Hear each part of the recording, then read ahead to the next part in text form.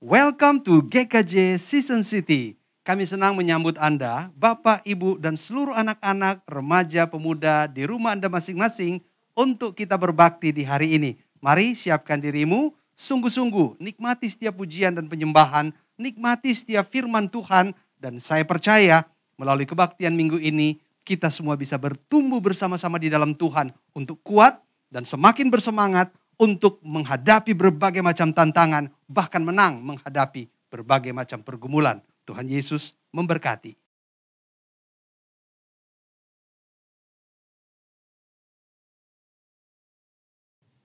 Shalom Bapak Ibu yang dikasihi oleh Tuhan.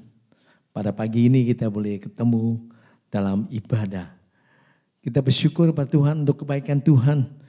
Kita bersama-sama boleh menyembah Tuhan pada pagi ini. Mari kita siapkan hati dan pikiran kita.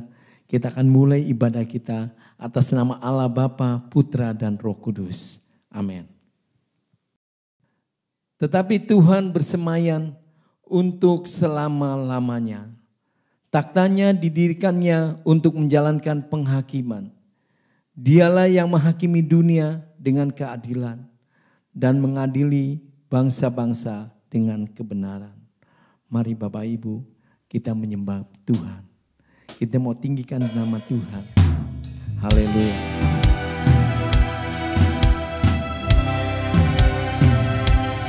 Terima kasih Tuhan.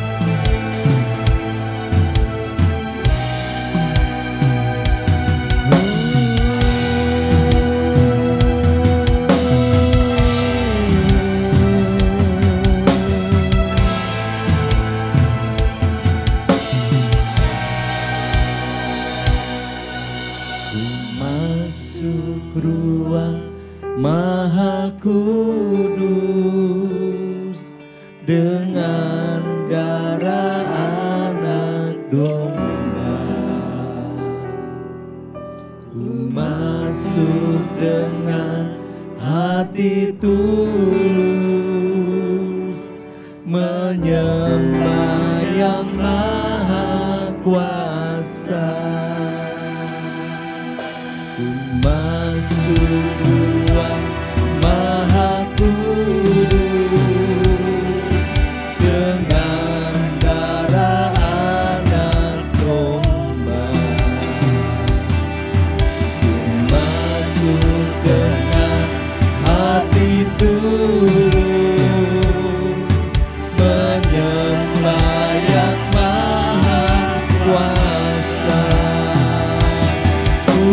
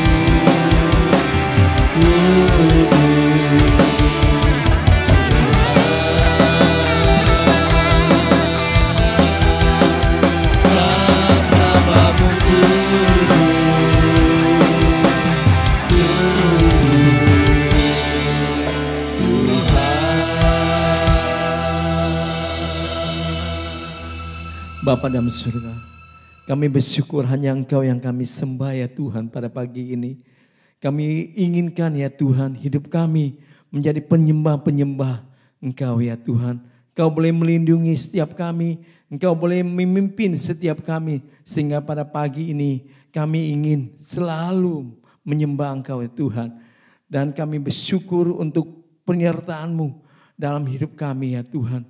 Kami pada pagi ini ya Tuhan, kami berserah dalam hidup kami dalam tangan kuasa-Mu.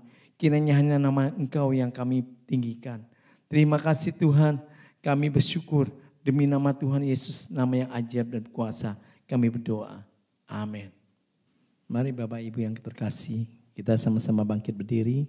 Kita mengikrarkan pengakuan iman rasuli pada pagi ini. Pengakuan iman rasuli. Aku percaya kepada Allah, Bapa yang Maha Kuasa, Khalik langit dan bumi, dan kepada Yesus Kristus anaknya yang tunggal Tuhan kita, yang dikandung daripada Roh Kudus, lahir dari anak darah Maria, yang menderita sengsara di bawah pemerintahan Pontius Pilatus, disalibkan, mati dan dikuburkan, turun ke dalam kerajaan maut, pada hari yang ketiga bangkit pula dari antara orang mati, naik ke surga, duduk sebelah kanan Allah, Bapa yang Maha Kuasa.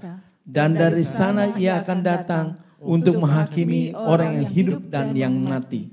Aku percaya kepada Roh Kudus, gereja yang kudus dan am, persekutuan orang kudus, pengampunan dosa, kebangkitan tubuh, dan hidup yang kekal. Amin. Mari kita sama-sama, kita akan membaca firman Tuhan. Pada pagi ini terambil di dalam Kisah Para Rasul pasal 1 ayat 8. Tetapi kamu akan menerima kuasa, kalau Roh Kudus turun ke atas kamu, dan kamu akan menjadi saksiku di Yerusalem dan di seluruh Yudea dan Samaria dan sampai ke ujung bumi. Amin. Mari kita tinggikan nama Tuhan dengan pujian Maha Kuasa, Maha Mulia.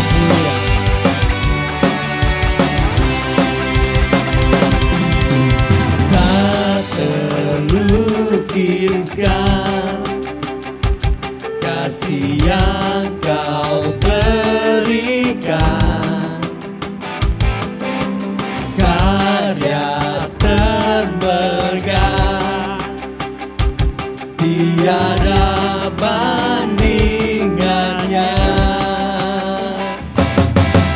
Dekap kasih-Mu, setia menjagaku, kan ku nyatakan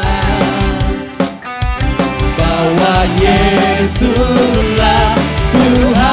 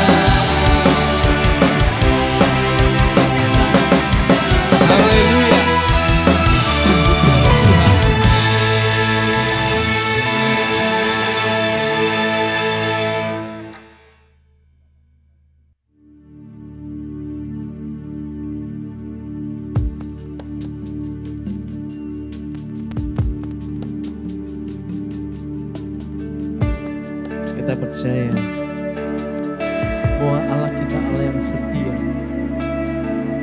tidak meninggalkan kita walaupun dalam keadaan apapun. Kita selalu mengandalkan Dia. Haleluya.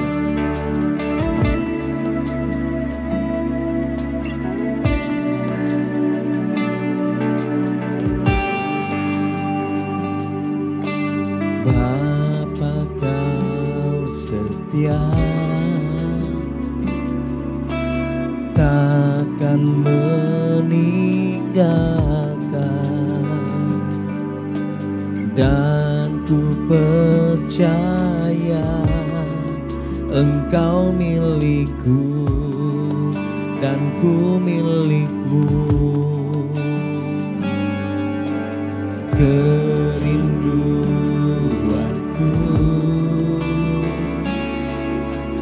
tinggikan namamu,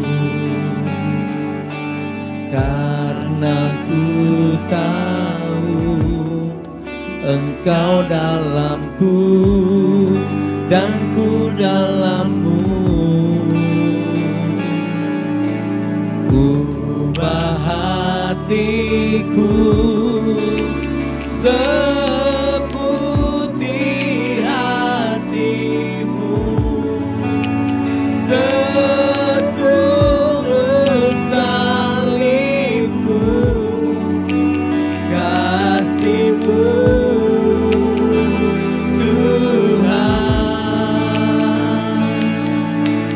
Biar mataku seperti matamu, pancarkan kasihmu, ku mau jadi seperti-Mu.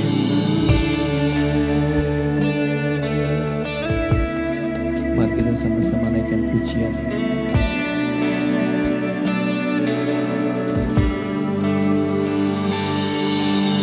Bapa Kau setia, takkan meninggalkan,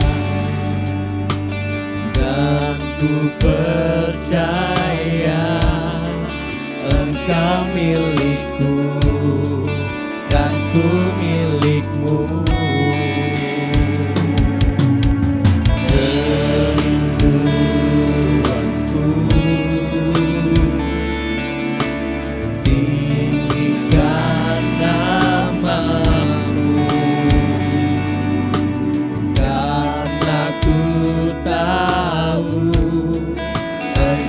Dalamku dan ku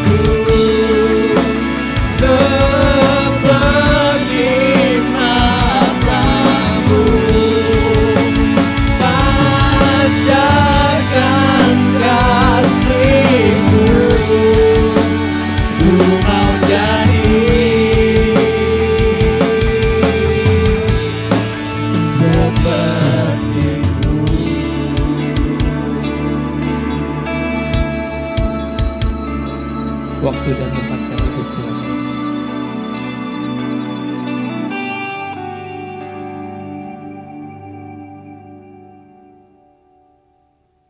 Shalom, Jemaat Sinode Gereja Kristen Jakarta yang dikasihi Tuhan. Bersyukur hari ini kita bisa berjumpa kembali bersama-sama sekalipun di dalam ibadah online. Dan saya percaya bahwa anugerah Tuhan, berkat Tuhan selalu ada beserta dengan Anda dan keluarga. Dan saya juga sangat yakin dan percaya bahwa hadirat Tuhan ada di tengah-tengah kita sekalipun di dalam ibadah online.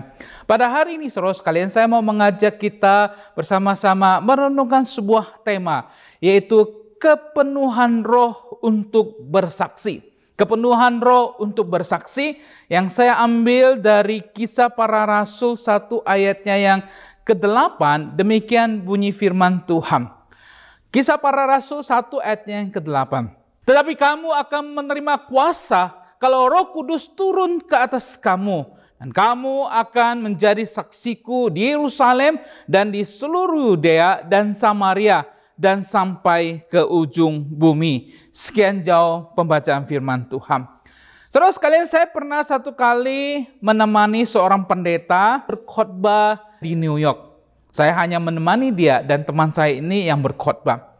Ketika sampai di sana, saya ikut ibadah dan gembala sidang ini tahu kalau saya juga pendeta. Maka selesai berkhotbah dan di akhir daripada ibadah tersebut, pendeta itu lalu berkata kepada jemaatnya, hari ini kita kedatangan seorang pendeta juga dari kota Philadelphia, pendeta Kilat Lembong, dan dia akan berdoa bagi Anda semua. Bagi Anda yang ingin didoakan dan mendapatkan penuhan daripada Roh Kudus, silakan maju ke depan.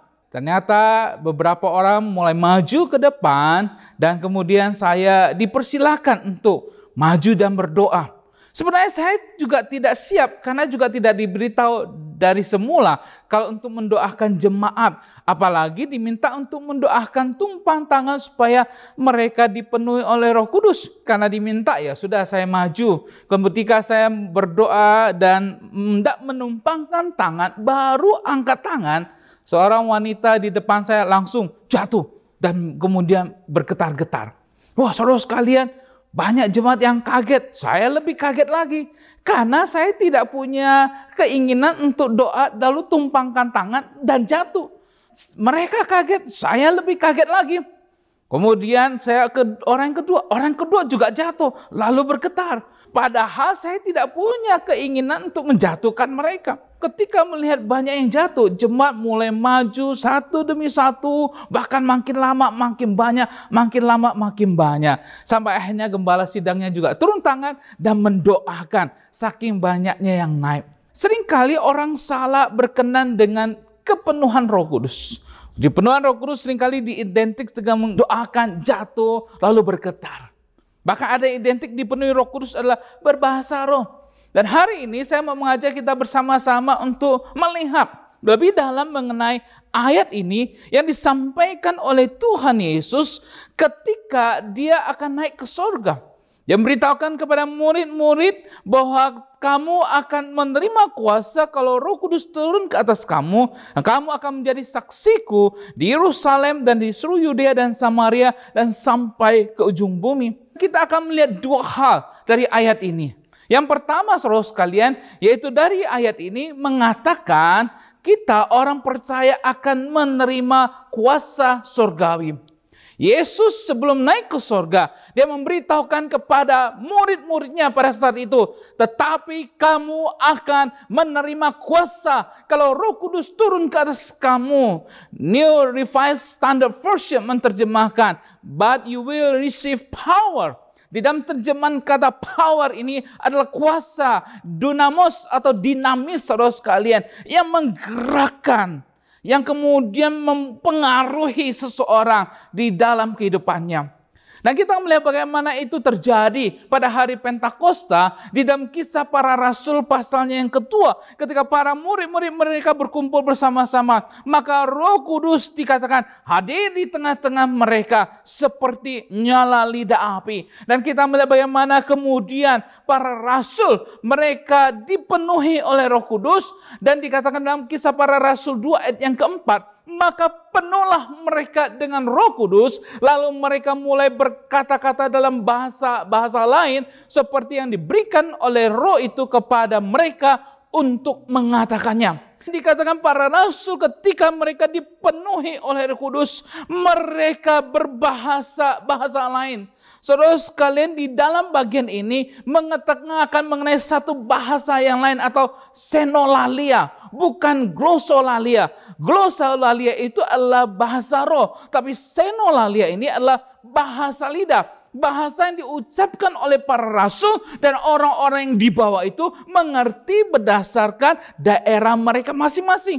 Soalnya karena itu saudara sekalian, ketika mereka dipenuhi oleh Roh Kudus, kita melihat bagaimana kemudian Petrus berkhotbah pada saat itu. Petrus berkhotbah di hari Pentakosta dan ternyata luar biasa. Tuhan memimpin, Tuhan menyertai sehingga ada 3.000 orang yang bertobat pada waktu itu, yang menerima Yesus sebagai Tuhan dan Juru Selamat dan kemudian menjadi anggota gereja, menjadi orang yang percaya. Saudara sekalian, kita melihat para rasul ini, orang-orang ini adalah orang yang biasa. Kebanyakan mereka adalah nelayan yang berasal dari Galilea, tidak mempunyai pendidikan yang tinggi. Tapi ketika Roh Kudus turun ke atas mereka, mereka dipenuhi dengan kuasa daripada surgawi. Maka Roh Kudus itu kemudian menguasai mereka, memimpin mereka, kemudian membimbing mereka. Sehingga mereka mampu bersaksi untuk Tuhan Yesus. Mereka mampu berkhotbah. Khususnya Petrus pada waktu itu mampu berkhotbah dan kemudian membawa orang percaya kepada Tuhan. Jadi saudara sekalian, orang yang dipenuhi oleh Roh Kudus itu tandanya adalah dia dikuasai, dia dipimpin, dia dibimbing oleh Roh Kudus sehingga menghasilkan buah daripada Roh Kudus yang akan kelihatan nyata di dalam hidupnya. Orang yang ketika percaya kepada Tuhan Yesus, maka Roh Kudus itu akan menguasai dia seluruh hidupnya. Dia kemudian akan dipimpin dalam anugerah Tuhan, dibimbing sesuai dengan firman Tuhan dan hidup sesuai dengan firman Tuhan itu sendiri. Ada seorang hamba Tuhan bernama Awet Tozer. Dia pernah mengatakan, ketika Roh Kudus menguasai seluruh kehidupan kita, dia berharap ketaatan kita sesuai dengan firman Tuhan. Tetapi bagian dari masalah sisi kemanusiaan kita, bahwa kita ingin dipenuhi oleh Roh Kudus, tetapi kita bertindak sesuai dengan keinginan yang kita sukai. Disinilah masalahnya saudara sekalian. Seringkali orang-orang Kristen, mereka merasa diri mereka dipenuhi oleh Roh Kudus. Di dalam gereja berbahasa roh. Bahkan ada yang mengajarkan berbahasa roh. Saudara sekalian, ada kelas bahasa roh. Mengajar orang-orang untuk kemudian bisa berbahasa roh. Ucapin haleluya, haleluya, haleluya, haleluya. Dan kemudian akhirnya mengharapkan banyak orang berbahasa roh. Kita melihat tanda daripada orang yang dipenuhi oleh Roh Kudus adalah hidup mereka menghasilkan buah-buah daripada Roh Kudus. Roh Kudus itu sendiri yang kemudian membimbing orang itu punya kasih, punya kesabaran, punya kelemah lembutan, punya penguasaan diri. Buah-buah roh ini yang bukti nyata di dalam kehidupannya. Banyak orang Kristen ketika di gereja, waduh seakan-akan berbahasa roh. Haleluya, haleluya, haleluya. Tapi keluar gereja jadi halilintar. Lupa juga saudara sekalian. Bahkan di dalam kehidupannya, seperti yang Awet Tozer katakan, seringkali orang Kristen ingin dipenuhi oleh Roh Kudus, tetapi di dalam kehidupannya tidak bertindak sesuai dengan firman Tuhan, bahkan sesuai dengan keinginannya sendiri. Saudara sekalian, ada seorang bernama Mahatma Gandhi. Beliau adalah bapak negara orang India. Sebuah kisah yang menceritakan bagaimana di dalam kehidupannya. Waktu kecil dia ingin pergi ke gereja. Ketika dia hendak masuk ke dalam gereja, dia melihat ada seorang penyambut yang berdiri di depan gereja. Orang ini memang bukan orang India. Gereja itu memang untuk orang-orang kulit putih. Saudara sekalian, ketika penyambut melihat anak India yang hendak masuk ke gereja, maka penyambut itu berkata, "Nggak boleh masuk. Ini gereja khusus orang kulit putih." Dia diusir. Tapi Mahatma Gandhi lah berkata, "Saya ingin masuk, saya ingin ke gereja." nggak boleh, pergi. Saudara sekalian, Muhammad Gandhi diusir dari gereja tersebut, tidak diizinkan masuk. Ketika dia melangkahkan kaki meninggalkan gereja itu, Muhammad Gandhi lalu berkata, saya tidak akan pernah menginjakkan kaki saya lagi ke gereja. Saudara sekalian, Muhammad Gandhi pernah berkata, saya tidak pernah menolak Kristus. Saya suka Kristus, tetapi saya tidak suka dengan orang Kristen. Kenapa? Karena di dalam kehidupannya tidak mencerminkan mengenai Kristus yang nyata. Saudara sekalian, pendiri gereja Metodis bernama Wesley, dia pernah mengungkapkan sebuah perkataan.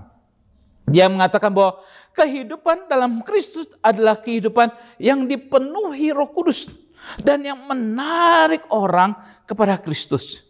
Jadi seseorang yang dipenuhi oleh Roh Kudus, maka di dalam kehidupannya akan kemudian menarik orang untuk datang kepada Tuhan, untuk berjumpa dengan Tuhan, untuk mengenal Tuhan, saudara sekalian. Oleh karena itu, di dalam kehidupan Anda, di gereja, di rumah tangga, di tempat kerja Anda, dimanapun Anda berada, saudara sekalian, Anda harus menunjukkan identitas Anda sebagai orang yang percaya kepada Kristus. Engkau harus menjadi terang di dalam dunia ini, menjadi garam di dalam dunia ini, yang menunjukkan kualitas yang berbeda, dan engkau bersinar seperti bintang yang terang di dalam kegelapan, sehingga banyak orang boleh mengenal Yesus sebagai Tuhan dan Juru Selamat. Saya ada seorang teman, beliau dari India bernama Alexander. Dia adalah seorang direktur dari sebuah yayasan, gereja, dan kurang lebih ada 100 gereja yang dia buka di seluruh India. Bahkan dia mempunyai sekolah-sekolah dan universitas. Saudara sekalian, yang menarik adalah banyak orang-orang yang masuk ke dalam sekolahnya, khususnya anak-anak ini, mereka dididik dengan ajaran Kristen. Mereka yang dari latar belakang yang bukan Kristen, ketika masuk ke dalam sekolah Kristen yang didirikan oleh Alexander ini, mereka pelan-pelan akhirnya kemudian menerima Tuhan Yesus sebagai Tuhan dan Juru Selamat. Mereka percaya kepada Tuhan. Ternyata makin banyak anak-anak yang percaya kepada Tuhan, dan ini menimbulkan kegelisahan di tengah-tengah keluarga, di tengah-tengah orang tua yang menyekolahkan anak-anak mereka, karena memang sekolah yang didirikan oleh dia cukup bagus, sehingga memang banyak anak-anak ingin masuk ke sekolah tersebut. Tapi di sisi yang lain mereka khawatir anak-anak mereka masuk lalu kemudian menjadi Kristen, dan memang terbukti banyak anak-anak masuk ke dalam sekolah itu akhirnya menjadi Kristen. Terus kalian, ada 3 orang ayah dari anak-anak tersebut yang kemudian berencana untuk membunuh Alexander ini. Mereka mengadakan satu strategi. 2 orang bawa pisau atau orang di depan, kemudian ketuk pintu dan memastikan bahwa memang Alexander ini yang buka pintu. Lalu 2 orang di belakang, ketika tahu itu Alexander, maka yang di depan itu akan bergeser dan 2 orang akan maju dan kemudian membunuh dengan pisau. Rencananya begitu. Saudara sekalian, maka 3 orang bapak ini pergi ke rumah Alexander. 2 orang di belakang sudah pegang pisau dan 1 orang maju ke depan ketok pintu. Selesai dia ketok pintu, tangannya nggak bisa diturunkan. Saudara sekalian, ketika tangannya nggak bisa turunkan, 2 orang di belakang itu berkata kepada temannya, tangannya turunin dong. Dia bilang, nggak bisa turun nih. 2 orang temannya kaget. Mereka lalu maju ke depan, coba turunin tangan temannya. Temannya jadi kaku, tidak bisa bergerak. Saudara sekalian, melihat temannya kaku berdiri begitu, 2 orang temannya yang tadi pegang pisau langsung lari tinggalkan temannya yang berdiri kaku di depan. Ketika pintu dibuka oleh Alexander, dia kaget. Karena di depan pintu dia berdiri seorang bapak yang lagi begini, kaku. Dia kaget. Kamu siapa? Bapak itu berkata, saya salah satu ayah dari murid Anda. Kami sebenarnya datang hendak membunuh Anda. Saya bertiga, tapi teman saya 2 lari. Ketika saya ketuk pintu, tiba-tiba badan saya kaku semua. mendengar kisah ini, kalau kita Alexander, apa yang kita lakukan? Kesempatan, mumpung dia kaku, tampar dulu. Kurang ajar kamu mau bunuh saya ya, sekalian.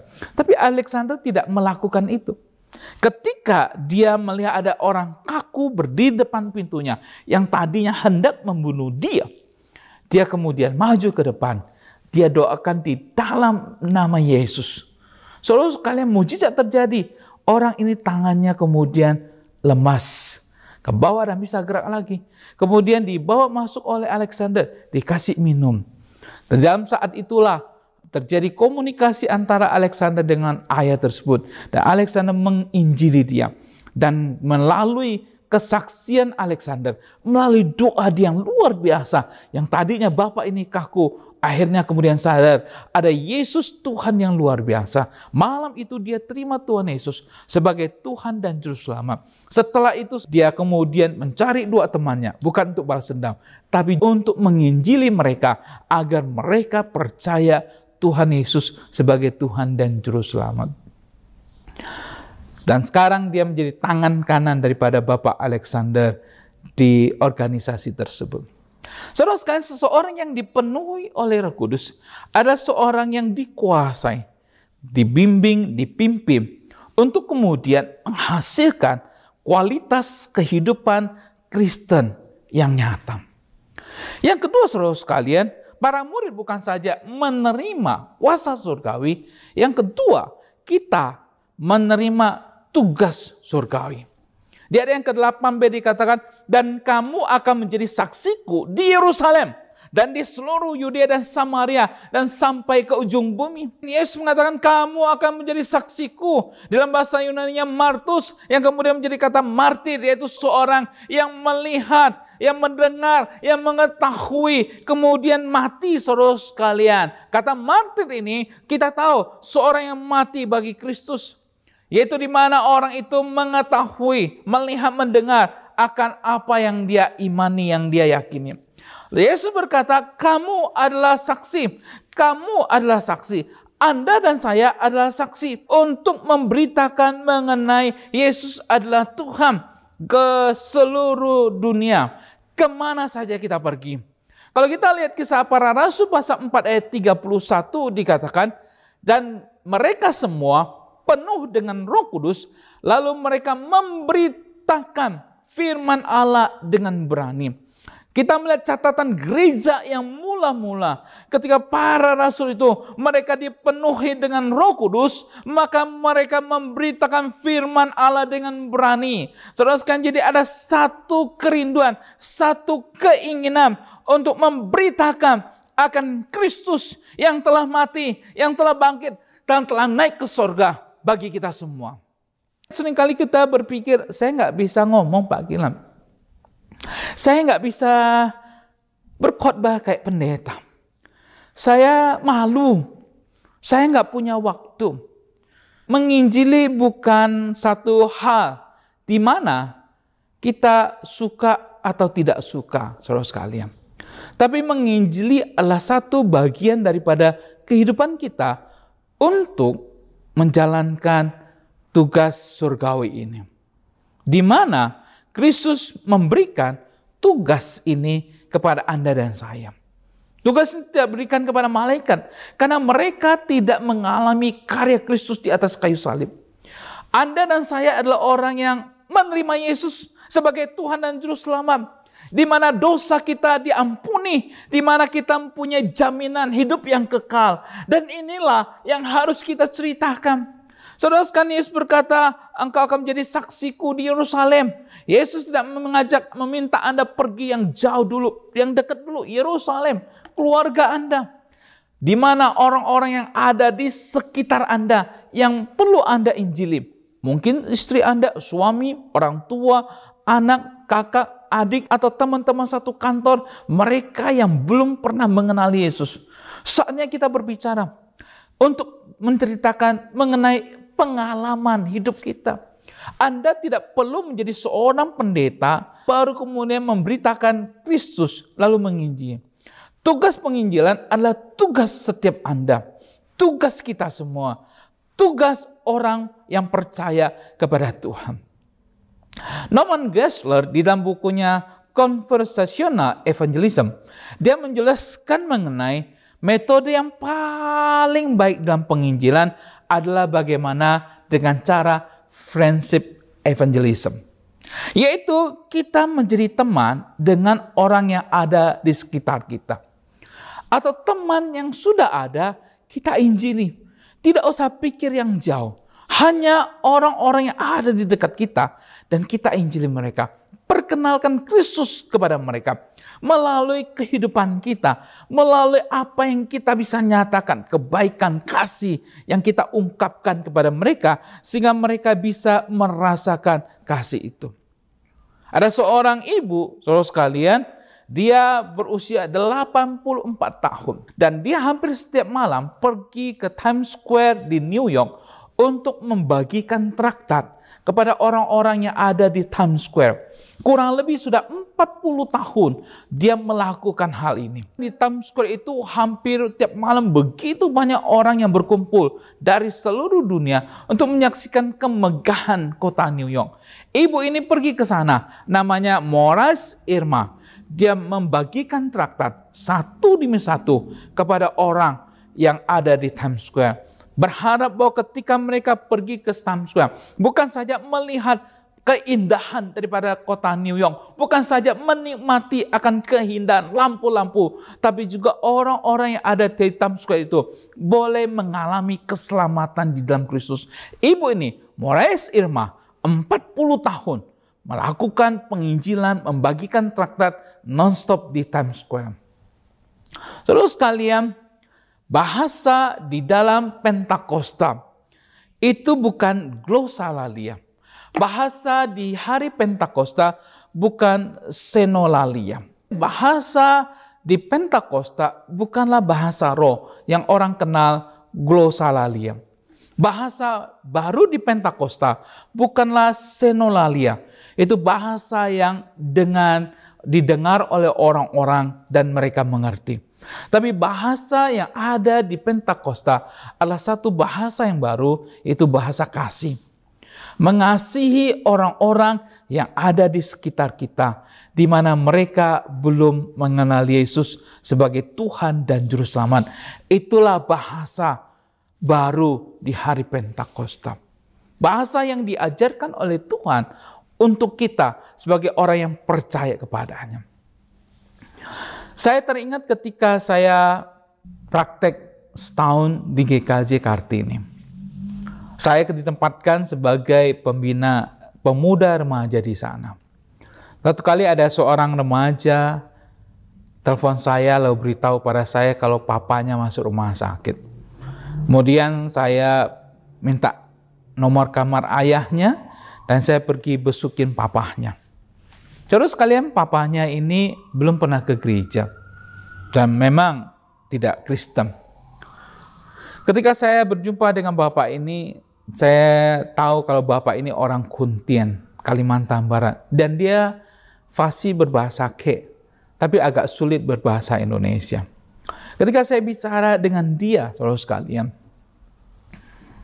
Tuhan menggerakkan hati saya untuk memberitakan Yesus yang adalah Tuhan dan Juru Selamat kepada bapak ini. Tapi pada waktu itu karena saya baru lulus dari seminari, saya juga berpikir bahasa Ke saya tidak sehebat Bapak Philip Cendana.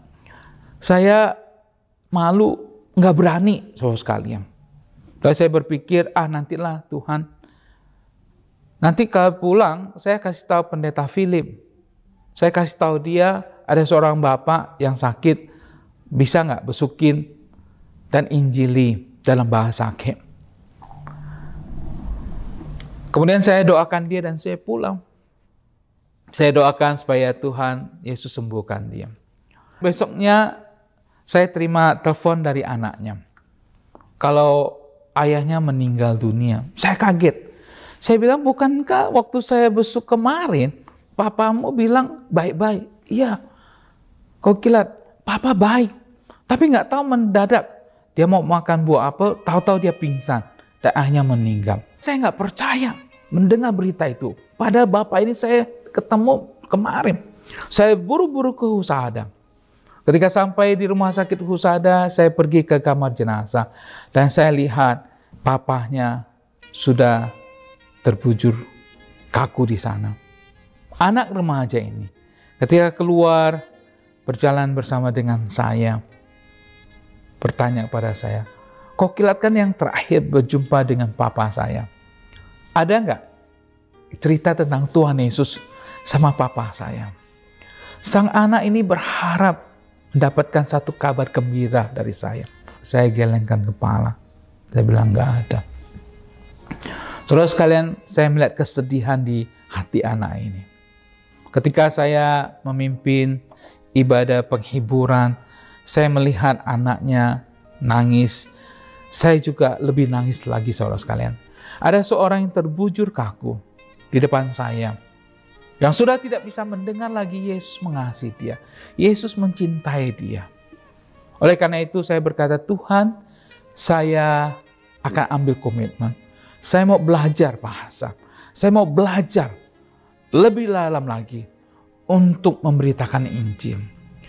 Akhirnya kemudian saya putuskan pergi ke Taiwan, belajar di sana 3 tahun, belajar bahasa Mandarin.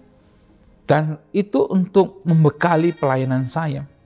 Di dalam kehidupan kita, banyak orang di sekitar kita yang setiap hari mereka berjalan menuju kebinasaan. Mereka mungkin adalah ayah kita, ibu kita, suami kita, istri kita. Mereka yang sedang menuju kepada kebinasaan. Tegakah engkau melihat mereka menuju kepada kebinasaan? Inilah momennya, saatnya saudara sekalian. Ketika Anda sudah dipenuhi oleh Roh Kudus, mari kita dengan bahasa yang baru di hari Pentakosta ini, itu bahasa kasih. Kita mengasihi mereka, memberitakan Injil kepada mereka, supaya mereka boleh percaya kepada Tuhan Yesus, boleh menerima Yesus sebagai Tuhan dan Juru Selamat, dan mereka boleh diselamatkan. Oleh karena itu saudara sekalian dikasihi Tuhan, doa saya, biarlah kepenuhan Roh Kudus ini boleh membuat kita menjadi orang Kristen yang sungguh-sungguh hidup sesuai dengan firman Tuhan, memancarkan kasih Kristus, dan kita mempunyai satu bahasa kasih untuk mengasihi orang-orang yang ada di sekitar kita, agar mereka boleh diselamatkan, agar mereka boleh percaya kepada Tuhan, agar mereka boleh bersama-sama dengan kita satu saat nanti di dalam sorga yang kekal. Tuhan Yesus berkati. Mari kita tundukkan kepala kita berdoa. Tuhan, kami bersyukur untuk firman Tuhan yang boleh kami dengar. Tapi biarlah bukan hanya kami mampu dengar, tapi kami mampu lakukan di dalam kehidupan kami masing-masing. Kami bersyukur ya Tuhan untuk Roh Kudus yang ada di dalam diri kami masing-masing, yang boleh mempermaharui kami, memimpin, menuntun, mengarahkan kami sesuai dengan kehidupan firman Tuhan. Dan terlebih lagi ya Tuhan, di dalam kepenuhan Roh Kudus ini, boleh memberikan kami satu semangat untuk memberitakan Kristus sebagai Tuhan dan Juru Selamat bagi orang-orang yang ada di sekitar kami. Hamba berdoa menyerahkan bagi Sinode Gereja Kristen Jakarta, berkati untuk setiap hamba Tuhan yang ada di cabang-cabang maupun pos PI, berkati setiap pengurus, khususnya juga pengurus Sinode. Hamba serahkan juga bagi seluruh anggota jemaat GKJ, bila GKJ boleh Tuhan berkati, makin berkembang, makin banyak orang percaya melalui GKJ ini. Terima kasih ya Tuhan, terpuji namamu. Hamba berdoa menyerahkan bagi jemaat yang pada saat ini mengikuti ibadah online. Mungkin ada yang mengalami pergumulan, sakit, penyakit, apapun itu juga. Pada saat ini hamba berdoa di dalam nama Yesus Tuhan kami. Biarlah Engkau berikan kami kekuatan untuk melewati segala kesulitan. Bagi yang sakit di dalam nama Tuhan Yesus, kesembuhan, pemulihan terjadi karena Engkau adalah Tuhan penyembuh. Terima kasih ya Tuhan, terpuji namamu. Kami bersyukur, kami berdoa di dalam nama Tuhan kami, Tuhan Yesus Kristus. Amin. Terima kasih Bapak Ibu. Shalom Aleichem.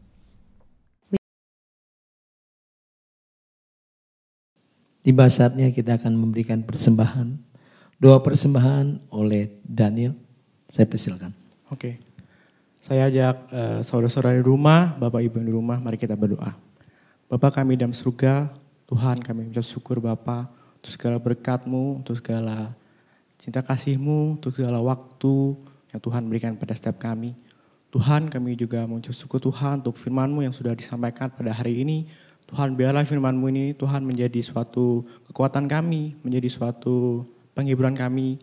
Tuhan, sebenarnya kami akan memberikan persembahan, Tuhan tolong sucikan, kuduskan, Tuhan tolong layakkan persembahan kami, supaya persembahan ini boleh memperluas kerajaan-Mu di sini Bapak. Tuhan, kami serahkan sembahan tangan-Mu, dan nama Tuhan Yesus kami berdoa. Amin.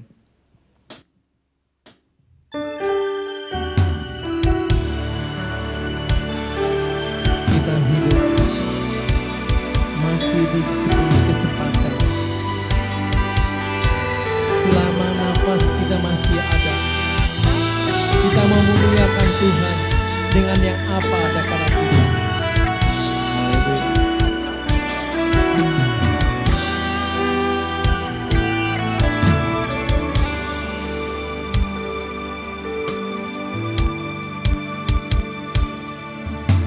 Tuhan, ku mau memuliakan-Mu. Ku rindu bermazmur untuk-Mu. Selagi hidupku masih ada, selama nafasku masih berhembus, ku sembah Kau Tuhan, tinggikan nama-Mu, segala pujian hanyalah untuk-Mu. Ku bersyukur selalu atas anugerah-Mu, di sepanjang hidupku ku mau memuliakan-Mu.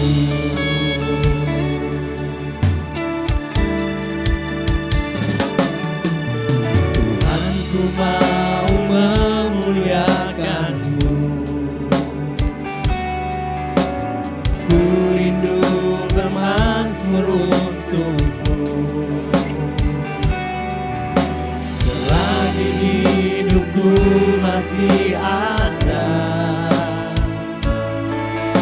selama nafasku masih berhembus, ku sembah Kau Tuhan, tinggikan nama-Mu, segala pujian hanyalah untuk-Mu.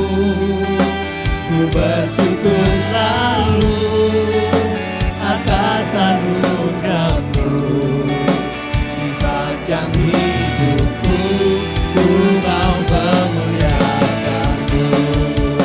Ku sembah Kau Tuhan, tinggikan nama-Mu, segala pujian hanyalah untuk-Mu. Ku bersyukur selalu atas anugerah-Mu, di sepanjang hidupku ku mau memuliakan-Mu.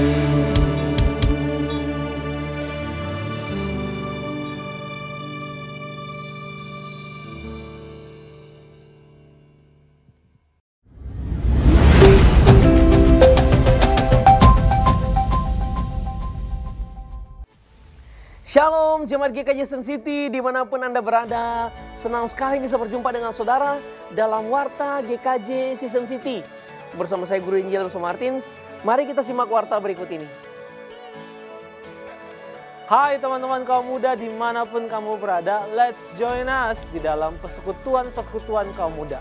Kalau kamu seorang remaja, mari bergabung dalam Fellow Night on Air tiap Jumat malam pukul 8. Dan kalau kamu seorang pemuda profesional, ayo bergabung bersama kami tiap 2 minggu sekali di hari Minggu jam 5 sore dalam persekutuan Cool Youth. Mari bergabung karena kita butuh kekuatan di dalam komunitas yang saling membangun di tengah dunia yang sedang dilanda pandemi ini. God bless you.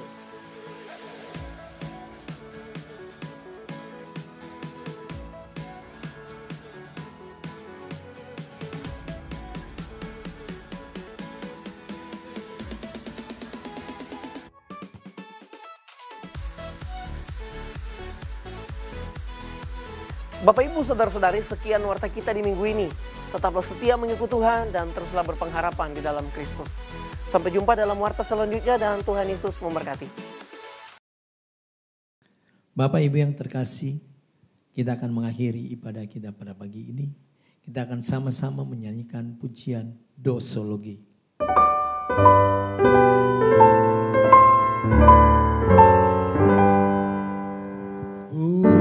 Puji Allah Bapa Putra, puji Allah Roh Kudus, ketiganya yang esa. Pohon selamat sumber berkat.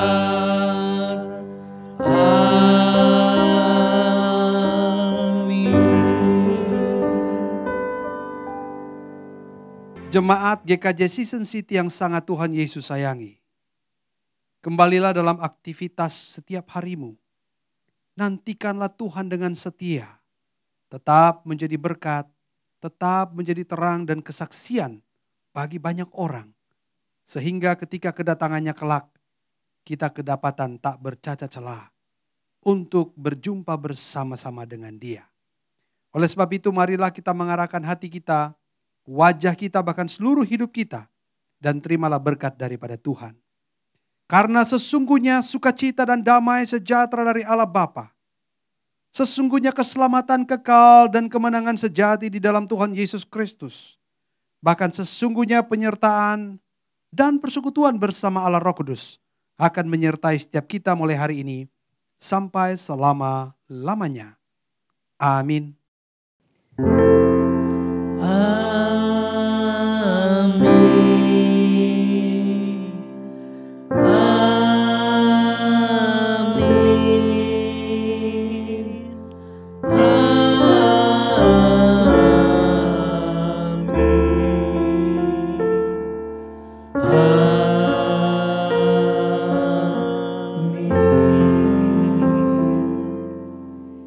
Ibadah selesai, saat teduh, Tuhan Yesus memberkati.